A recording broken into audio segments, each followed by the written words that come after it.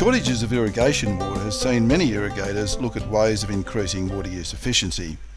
Some of these irrigators have made efficiency gains by changing from furrow irrigation to pressure systems such as lateral moves and centre pivots.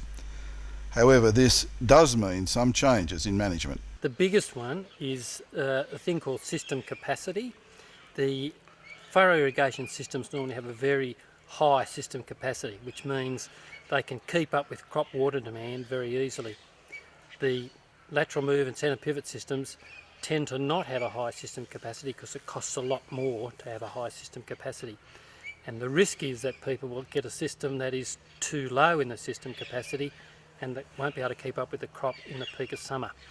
And it's easy for competitive salesmen to actually quote down and then reduce the system capacity without you knowing.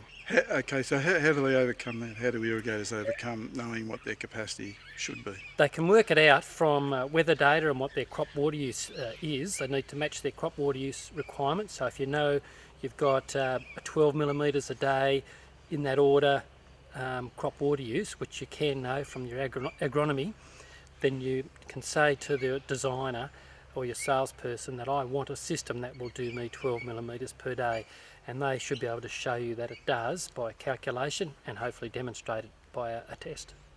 Also, the other thing, when people do change over, or if they change over, how important is the evaluation of the new equipment they're getting to make sure that they're operating very efficiently? Yeah, look, that is really important, Stu. A lot of systems go up and you're never sure that they're operating exactly as they should.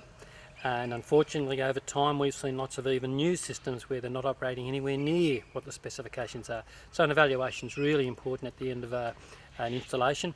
It should be done, I think, at commissioning, preferably before you make the last payment, and then should be done at intervals too, every few years, just to be sure the system's operating as it should.